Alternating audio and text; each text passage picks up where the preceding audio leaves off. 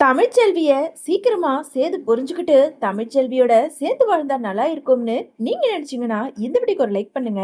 வாங்க வீடியோக்குள்ள போலாம். ஏ போஸ், மாமா வந்துட்டு சத்தம் கேக்குது, சீக்கிரமா என் கூட வா. அம்மா, எதுக்குமா? அதான் சொன்னேனேடா, அந்த வரன் ஒண்ணு தேடி வந்திருக்கு, எப்படியாவது உனக்கு பேசி கீசி முடிச்சு வைக்கிறேன்னு, வா அப்படின்னு சொல்லிட்டு எங்க சித்ராவோட போஸையும் அழைச்சுக்கிட்டு ஈஸ்வரி கீழே வராங்க. வந்த ஈஸ்வரி இங்க ராஜாங்கத்துக்கிட்ட, மாமா, உங்ககிட்ட ஒரு முக்கியமான விஷயம் பேசணும். சொல்லு ஈஸ்வரி. அதான் காலையில ஒரு எம்எல்ஏ வந்திருந்தார்ல. ஆமா, அவரோட பொண்ணுக்கு கூட ஏதோ வரன் தேடிக்கிட்டு இருக்கிறதா. அந்த பொண்ணுக்கு ஏன் மாமா என் பையனை கல்யாணம் பண்ணி வைக்க கூடாது? என் பையன் போஸ் இப்போ மனசு திருந்தி ஒழுங்கா தானே இருக்கான் அப்படின்னு சொல்லிட்டு ஈஸ்வரி ராஜாங்கத்துக்கிட்ட சொல்ல, உடனே அங்க இருந்த அப்பத்தாவோ, ஏய் ஈஸ்வரி, உனக்கு என்ன புத்தி கித்தி கெட்டு போச்சா? ஏற்கனவே உன் பையனுக்கு கல்யாணமாகி வேண்டான்னு சொல்லி மலர் ஒதுக்கிட்டு போயிட்டா. அவனையே மலருக்கு பிடிக்காம போயிடுச்சு. இப்ப மறுபடியும் வந்து போஸுக்கு வேற ஒரு கல்யாணத்தை பண்ணி வைனா அந்த பொண்ணை நல்லா பார்த்துப்பான்னு என்ன நிச்சயம்? இதெல்லாம் சரிப்பட்டு வராது அப்படின்னு அப்பத்தா சொல்ல, உடனே ஈஸ்வரியோ, அத்தை, அதெல்லாம் என் பையன் இப்போ ஒழுங்கா தான் இருக்கான். அவன் மட்டும் ஒழுங்கா இல்லைனா இன்னொரு இந்த குடும்பத்துல எல்லாரோட உயிரும் போயிருக்கும். பையன் போஸ் ரொம்ப நல்லவன் தான். ஏதோ மலருக்கும் போஸுக்கும் ஆகல, அதனால அவங்களும் முறைப்படி பிரிஞ்சுட்டாங்க. இப்போ போஸ் தனி மரமா இருக்கான். என் உயிர் இருக்க வரைக்கும் தான் அவன் என் கூட இருப்பான். நான் மட்டும் இல்லைன்னா அப்புறம் அவன் தனி மரமா தானே இருப்பான். அதனால அவனுக்கு ஒரு கல்யாணத்தை பண்ணி வச்சுட்டு தான் என் கண்ணை மூடணும்னு ஆசை. நீங்க எப்படியாவது இந்த வரனை பேசி முடிச்சு கொடுங்க அப்படின்னு சொல்லிட்டு ஈஸ்வரி பேச, இங்க மோகனாவோ, என்னங்க, எனக்கு இதுவும் சரின்னு தான் படுது. எத்தனை நாளைக்கு போஸும் தனியா இருப்பான்? கூடிய சீக்கிரமா போஸுக்கு இந்த வரனை முடிச்சுட்டு அதே மாதிரி மலருக்கும் வேற ஒரு மாப்பிள்ளைய பார்த்து நாம சீக்கிரமா கல்யாணம் பண்ணி வைக்கணுமுங்க அப்படின்னு மோகனா சொல்ல, இங்க அப்பத்தாவு, அடியே மோகனா, நீ பேசுறது எனக்கு என்னமோ சரின்னு படல. மலருக்கு வேணா இன்னொரு கல்யாணத்தை பண்ணி வச்சா அவ வாழ்க்கைய ஒழுங்கா நடத்துவா. ஆனா இவன் நடத்துவானான்னு எனக்கு சந்தேகமா தான் இருக்கு. அதான் அக்காவே கல்யாணம் பண்ணி வைக்கலான்னு சொல்லிட்டாங்க. அண்ணே, இதுக்கு மேலேயும் யோசிக்காதீங்க அப்படின்னு ஒரு வழியா ராஜாங்கத்தை பேசி சமாதானப்படுத்தி, ராஜாங்கமோ, சரி ஈஸ்வரி, உன் பையன் ஏதோ இந்த குடும்பத்தோட உயிரை காப்பாத்திட்டான், இனி நல்லவனா திருந்தி இருப்பான்னு நானும் ஒரு நம்பிக்கையில இருக்கேன். சரி, நான் அந்த எம்எல்ஏ கிட்ட பேசி பாக்குறேன். அவரும் ஒத்துக்கிட்டாருன்னா நல்லபடியா அடுத்த முகூர்த்தத்திலேயே போஸுக்கும் அந்த பொண்ணுக்கும் நாம கல்யாணத்தை பண்ணி முடிப்போம், சரியா அப்படின்னு ராஜாங்கம் ஒரு வழியா தன்னோட முடிவையும் சொல்லிடுறாங்க. இன்னொரு பக்கம் இங்க தமிழ்ச்செல்வியோட தங்கச்சி தனம் ரொம்ப வருத்தத்தோட உக்காந்துகிட்டு இருக்க. இங்க மலரை அழைச்சுக்கிட்டு அப்பத்தா நேரா தமிழ்ச்செல்வியை பார்க்கலாம் அப்படின்னு சொல்லிட்டு தோட்டத்தோட ரூமுக்கு வராங்க. வந்த இடத்துல தமிழ்ச்செல்வி இல்லாததை பார்த்ததும் இங்க தனத்துக்கிட்ட, அடியே தனம், உன் அக்காக்காரி எங்க போனா அப்படின்னு சொல்லிட்டு கேட்டதும், அது வந்து அம்மாச்சி, அக்கா காலையிலேயே வேலைக்கு போயிட்டு அப்படியே காலேஜுக்கு போறேன்னு சொல்லிட்டு காலையிலே எழுந்து போயிட்டா அப்படின்னு சொல்லிட்டு தனம் சொன்னதை கேட்டதும் அப்பத்தாவுக்கு ரொம்ப அதிர்ச்சியா இருக்கு. ஏண்டி, அவளுக்கு இன்னும் கொஞ்ச நாள் வீட்டுல உக்காந்துகிட்டு இருக்க முடியாதாமா? அவ வயித்துல குழந்தை இருக்குதுங்கிறதையே அவ சுத்தமா மறந்துடுறா. இவளை என்னதான் பண்றதுன்னே தெரியல அப்படின்னு அப்பத்தா பேசிக்கிட்டு இருக்க. அந்த நேரம் சேது இங்க வீட்டுக்கு வராரு. வீட்டுக்கு வந்த சேதுவை பார்த்ததும் இங்க அப்பத்தாவோ, ஏண்டா சேது, நீயாவது சொல்லியிருக்க கூடாதா? அவளை வேலைக்கு போகாத, காலேஜுக்கு போகாத, இன்னும் கொஞ்ச நாள் கழிச்சு போனு, உனக்கு எங்கதான் போச்சு அறிவு அப்படின்னு சொல்லிட்டு அப்பத்தா சேதுவை பிடிச்சி வெளுத்துவாங்க. இங்க பாரு அப்பத்தா, எனக்கு அவ எங்க போனா எனக்கு என்ன வந்தது? அவ எங்கேயாவது போறா, எங்கேயாவது வரா. நான் எதுக்கும் கேள்வி கேட்டுக்கிட்டு இருக்க மாட்டேன், அம்பிட்டு தான். டேய், அவ வயித்துல குழந்தை இருக்குடா. இவ்வளவு கஷ்டப்பட்டு அவ வேலைக்கு போறது பார்க்கும்போது நமக்கு கஷ்டமா இல்லையா? அதுக்காக தான் சொல்றேன். பாவம், அவளே நடக்க முடியாம வேலைக்கு போயிருக்கா. நினைக்கும் போதே கஷ்டமா இருக்கு அப்படின்னு சொல்லிட்டு அப்பத்தா பேசிக்கிட்டு இருக்க. இங்க தனமோ சேதுவை பார்த்து, மாமா, உங்ககிட்ட ஒரு விஷயம் சொல்லட்டுமா? என்ன தனம், சொல்லு, ஏதாவது வாங்கணுமா? இல்ல மாமா, அக்காவுக்கு இன்னைக்கு பிறந்த நாள், அது கூட நீங்க மறந்துட்டீங்களா அப்படின்னு சொல்லிட்டு தனம் சொன்னதும் சேதுவுக்கோ பழசு எல்லாமே ஞாபகம் வருது. ஆமாமா, அவ ஒழுங்கா இருந்திருந்தா இன்னொரு அவளை நான் தலை மேல தூக்கி வச்சுக்கிட்டு அவளோட பிறந்த நாளை கொண்டாடி இருப்பேன். ஆனா அவ எங்க திமிர் எடுத்து போய் தான் அலைஞ்சுக்கிட்டு இருக்காளே. இனிமே அவளுக்கு பிறந்த நாள் கொண்டாடி என்ன ஆக போகுது அப்படின்னு சேது சொல்ல, உடனே அப்பத்தாவோ, என்ன தனம் சொல்ற? தமிழ்ச்செல்விக்கு பிறந்த நாளா? அடக்கடவுளே, இந்த விஷயம் முன்னாடியே தெரியாம போச்சே. தெரிஞ்சிருந்தா இந்த பிறந்த நாளை கோலாகலமா கொண்டாடி இருக்கலாம். இங்க பாரு சேது, இப்போ ஒன்றும் காரியம் கெட்டு போகல. தமிழ்ச்செல்வி காலேஜ் முடிச்சுட்டு வீட்டுக்கு வரும்போது அவளுக்கு நீ நல்லபடியா ஒரு கேக்க வாங்கிட்டு வந்து கேக்க வெட்டு சொல்லிட்டேன் அப்படின்னு சொல்லிட்டு அப்பத்தா சொல்ல, இங்க பாரு அப்பத்தா, அதெல்லாம் என்னால முடியாது. ஏதோ அவளை தூக்க சொன்னேன், தூக்குனேன். ஏதோ எக்ஸாமுக்காக நானும் தூக்கிட்டு போனேன் வந்தேன். அதுக்காக அவ பிறந்த நாளை நான் எதுக்காக கொண்டாடணும்? எனக்கு வேற வேலை இல்லையா? இங்க பாரு, நான் சொல்றத நீ கேட்கலனா அதுக்கப்புறம் நான் வேற மாதிரி முடிவு எடுக்க வேண்டியது வரும். அம்மா ப்ளீஸ் மாமா, அக்காவுக்கு பிறந்த நாள் ஏற்கனவே நீங்க போன வருஷம் கொண்டாடினதை காலையிலே நினைச்சு ரொம்ப வருத்தப்பட்டா. இப்போ என்ன, இந்த பிறந்த நாள் மட்டும் அவளுக்கு பிடிச்ச மாதிரி நீங்க கொண்டாடிடுங்க. அதுக்கப்புறம் நீங்க 2 பேரும் ஒண்ணா சேர்ந்து வாழ்வீங்களோ வாழ மாட்டீங்களோ, இது உங்களோட ஒரு மெமரியா கூட இருக்கலாம்ல. அக்காவும் சந்தோஷப்படுவா. அடே சேது, அந்த சின்ன பொண்ணுக்கு இருக்க அறிவு கூட உனக்கு இருக்கா? அவ மாசமா இருக்காடா. அவ மாசமா இருக்கும்போது அவளுக்கு எந்த கஷ்டத்தையும் ஒரு புருஷன் கொடுக்க கூடாது. கொஞ்சமாவது யோசி, நான் சொல்றதை கேளு அப்படின்னு சொல்லிட்டு அப்பத்தான் சேதுவை சமாதானப்படுத்த, சேதுவோ சரிங்கிற மாதிரி இங்க தலையாட்டிடுறாரு. சரி, உங்களுக்காக பண்ணி தொலைறேன். ஆனா அவளுக்கெல்லாம் கேக்கு நான் வாங்கிட்டு வந்து வெட்டணும்னு சொல்றதுதான் கொஞ்சம் ஓவரா இருக்கு. என்ன பண்ணி தொலைறது, எல்லாம் செஞ்சு தொலைறேன் அப்படின்னு சொல்லிட்டு சேது அங்க இருந்து கிளம்புறாரு.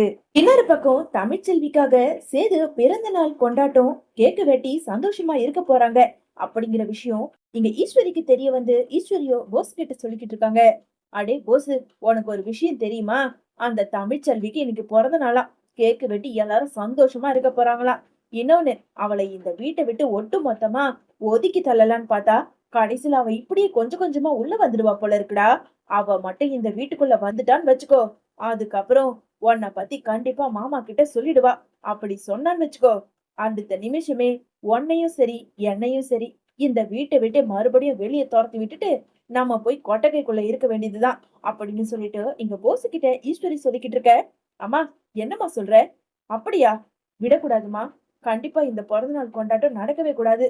அப்படியே நடந்தாலும் அது பிறந்த நாள் கொண்டாட்டமா இருக்காது, இறந்த நாளாதான் இருக்கும் அப்படின்னு சொல்லிட்டு போஸ் சொல்ல, என்னடா சொல்ற? என்ன பண்ணலாம்? ஏதாவது பண்ணணும்டா. கண்டிப்பா அந்த சேது தமிழ்ச்செல்விக்காக எந்த ஒரு விழாவும் கொண்டாடவே கூடாது. ஆமாமா, எல்லாத்தையும் நான் பண்றேன் அப்படின்னு சொல்லிட்டு போஸ் அங்க இருந்து வெளியே போறாரு. இன்னொரு பக்கம் ராஜாங்கத்தை சமாதானப்படுத்தி தமிழ்ச்செல்வியோட பிறந்தநாள தன்னோட வீட்டுல எல்லார் முன்னாடியும் கேக்கு வெட்டி சந்தோஷமா இருக்கணும் அப்படின்னு சொல்லிட்டு ராஜாங்கத்துக்கிட்ட சம்மதம் வாங்க வீட்டுக்கு வந்த தமிழ்ச்செல்விய இங்க கையோட தானம் அழைச்சுக்கிட்டு நேரா ராஜாங்கத்தோட வீட்டுக்கு வராங்க. வீட்டுக்கு வந்த தமிழ்ச்செல்விய பார்த்ததும் இங்க ராஜாங்கம் மோகனானு எல்லாருமே பிறந்தநாள் வாழ்த்து சொல்ல, ஆனாலும் தமிழ்ச்செல்வி ரொம்ப வருத்தமாவே இருக்காங்க. அடியே, நாங்க எல்லாரும் பிறந்தநாள் வாழ்த்து சொல்லிக்கிட்டு இருக்கோம், நீ என்னமோ உன் மூஞ்ச அப்படியே உம்முன்னு வச்சுக்கிட்டு இருக்க. என்ன, உன் புருஷன் உனக்கு பிறந்தநாள் வாழ்த்து சொல்லலன்னு கஷ்டப்பட்டுக்கிட்டு இருக்கியா? அப்படியெல்லாம் கஷ்டப்படாத. உனக்காக சேது கேக்கு வாங்கிட்டு வர்றதுக்காக கடை தெருவுக்கு வரைக்கும் போயிருக்காண்டி. இதோ இன்னும் கொஞ்ச நேரத்துல வந்துடுவான். அவனே ஆசைப்பட்டு என் பொண்டாட்டிக்கு நானே கேக்கு வெட்டுறேன்னு சொல்லி அவன் போயிருக்கான். என்ன ஒண்ணு, அவன் மறந்துட்டு இருக்கான். அம்புட்டுதான், நீ கவலைப்படாத. இதோ வந்துட்டான் பாரு.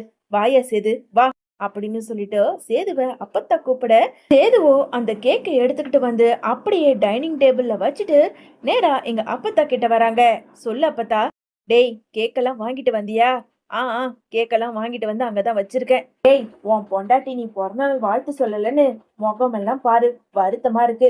வாழ்த்துக்களை சொல்லு அப்படின்னு அப்பத்தா எங்க கஞ்சாடையிலே காட்ட, அப்பத்தா நீ வர வர ரொம்ப தான் போய்கிட்டு இருக்க, உனக்கு இருக்கு ஒரு நாள் அப்படின்னு மனசுக்குள்ளேயே திட்டிக்கிட்டு உடனே இந்த பக்கம் தமிழ்ச்செல்வி கிட்ட திரும்பி, தமிழ்ச்செல்வி பிறந்தநாள் வாழ்த்துக்கள் அப்படின்னு சொன்னதும் இங்க தமிழ்ச்செல்வி சின்னதா சிரிக்கிறாங்க.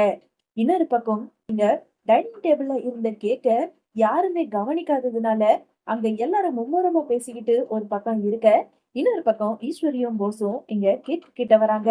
அம்மா, நான் கொடுத்த மருந்தை எடுத்து அந்த கேக்கு ஃபுல்லா கலக்கு. ஏய், என்னடா சொல்ற? கேக்கு ஃபுல்லா கலக்கணுமா? இந்த கேக்கை இங்க இருக்கவங்க எல்லாரும் சாப்பிடுவாங்கடா. அதுக்கப்புறம் யாருக்காவது எல்லாருக்கும் ஏதாவது ஆயிட போகுது அப்படின்னு சொல்லிட்டு அங்க ஈஸ்வரி சொன்னதும், அம்மா, இது அந்த மாதிரி கேக்கு கிடையாது. உயிரெல்லாம் ஒண்ணும் எடுக்காது. அந்த தமிழ்ச்செல்வி கர்ப்பமா இருக்கால, அவ வயித்துல வளர்ற குழந்தை ஒரே அடியா அழியறதுக்காக தான் இந்த மருந்தை நான் வாங்கிட்டு வந்திருக்கேன். இந்த கேக்குல சீக்கிரமா கலக்கு. இந்த கேக்கை யார் சாப்பிட்டாலும் எதுவும் ஆகாது. ஆனா கர்ப்பமா இருக்கவங்க சாப்பிட்டா சீக்கிரமா அந்த கரு கழிஞ்சு போயிடும். அதுக்கப்புறம் இவ வயித்துல குழந்தைன்னு ஒண்ணு இல்லனா கண்டிப்பா அந்த சேது இந்த தமிழ்ச்செல்விய தூக்கி வீசிடுவான். நீ எதுக்கும் கவலைப்படாத. முதல்ல அந்த மருந்த சீக்கிரமா யாரும் பாக்கிறதுக்கு முன்னாடி கலக்கு அப்படின்னு சொல்லிட்டு அங்க ஈஸ்வரி கிட்ட போசு சொல்ல, ஈஸ்வரியோ அந்த கேக்கு ஃபுல்லாவே மருந்த ஊத்தி வச்சிடுறாங்க. இன்னொரு பக்கம் அப்பத்தாவோ, டேய் சேது, நேரம் ஆகுது, சீக்கிரமா நீ தமிழ்ச்செல்விக்காக வாங்கிட்டு வந்த அந்த கேக்கை எடுத்துக்கிட்டு இங்க வா, தமிழ்ச்செல்வி வெட்டட்டும் அப்படின்னு அப்பத்தா சொல்ல, சேதுவோ அந்த கேக்கை எடுத்துக்கிட்டு வந்து தமிழ்ச்செல்வி முன்னாடி வைக்க, அப்பத்தா தமிழ்ச்செல்வி கேக்க வெட்டுமா அப்படின்னு சொல்லிட்டு அப்பத்தா சொன்னதும் தமிழ்ச்செல்வியும் கேக்க வெட்டுறாங்க. வெட்டின தமிழ்ச்செல்வி கேக்கு சேதுவுக்கு ஊட்ட, தனு அப்பத்தா எல்லாருக்குமே அந்த கேக்கையும் கொடுக்கறாங்க. எல்லாத்தையும் பார்த்துக்கிட்டு இருந்த சாவித்திரி கிட்ட தாமரை இருந்துகிட்டு, அம்மா இது என்னம்மா, அந்த தமிழ்ச்செல்வியை இந்த குடும்பமே வெறுத்து ஒதுக்குன்னு பார்த்தா கடைசியில இந்த அப்பத்தா சும்மாவே இல்லாம பாரு, இப்போ கேக்க வாங்கிட்டு வந்து சேது மாமாவே வெட்டுற அளவுக்கு பண்ணி வச்சிருக்கு பாரு. ஆமாண்டி, எனக்கும் இந்த கிளவி பண்றது கொஞ்சம் கூட சுத்தமா பிடிக்கவே இல்லை. ஏன் தான் இந்த அம்மா நம்ம சொல்றதையே கேட்க மாட்டேங்குதுன்னு தெரியல. நாம எப்படியாவது அவளை ஒழிச்சு கட்டலான்னு பார்த்தா, ஆனா இந்த அம்மா அது இஷ்டத்துக்குன்னு ஆடிக்கிட்டு இருக்கு அப்படின்னு சாவித்திரியும் தாமரையும் பேசிக்கிட்டு இருக்க. கொஞ்ச நேரத்துல கேக்க சாப்பிட்ட தமிழ்ச்செல்விக்கு வயித்து வலி வர ஆரம்பிக்குது. வயிறு புடிச்சுக்கிட்டு அப்படியே உக்கார, இன்னொரு பக்கம் பார்த்த அப்பத்தாவோ, அடியே தமிழ், என்னடியாச்சு, எதுக்காக இப்படி வயித்து புடிச்சுக்கிட்டு சுருண்டு போய் உக்கார, என்னடி அப்படின்னு சொல்லிட்டு அப்பத்தா தமிழ்ச்செல்வியை புடிச்சு என்ன ஏதுன்னு கேட்க, தெரியல அப்பத்தா, திடீர்னு வயிறெல்லாம் வலிக்குது, ஐயோ கடவுளே அப்படின்னு சொல்லிட்டு அங்கேயே மயக்கம் போட்டு விழுந்துடுறாங்க. டேய் சேது, என்னடா இன்னமும் பாத்துக்கிட்டு இருக்க, தமிழ்ச்செல்விய முதல்ல தூக்கு, ஹாஸ்பிட்டலுக்கு கூட்டிட்டு போ, வயித்துல புள்ளைய வேற சுமந்துகிட்டு இருக்கா, என்ன ஆச்சுன்னே தெரியல அப்படின்னு அப்பத்தா சேது கிட்ட சொல்ல, சேதுவோ பதறி போய் தமிழ்ச்செல்விய அப்படியே தூக்கி கார்ல உட்கார வச்சு நேரா ஹாஸ்பிட்டலுக்கு போறாங்க. ஹாஸ்பிட்டலுக்கு போன கொஞ்ச நேரத்துல தமிழ்ச்செல்விய செக் பண்ண டாக்டருமே அவங்க என்ன சாப்பிட்டாங்க அப்படின்னு சொல்லிட்டு டாக்டர் கேட்க, சேதுவோ, டாக்டர், அந்த தமிழ்ச்செல்விக்கு பிறந்த நாள், அதனால கேக்கு வாங்கி ஆசாசியா எல்லாரும் வெட்டணும், திடீர்னு அந்த கேக்க சாப்பிட்ட கொஞ்ச நேரத்துல வயித்த புடிச்சுக்கிட்டு அங்கேயே மயக்கம் போட்டு விழுந்துட்டா அப்படின்னு நடந்த எல்லாத்தையும் சேது சொன்னதை கேட்டதும், சார், அந்த கேக்கலையா என்னன்னு தெரியல, ஆனா அவங்க சாப்பிட்ட ஏதோ ஒரு பொருள்ல கர்ப்பம் கலைக்கிற மருந்து கலந்திருக்கு, அதனாலதான் அவங்களுக்கு பாய்சன் போய் கர்ப்பம் கலையிற அளவுக்கு ஆளாகி இருக்காங்க.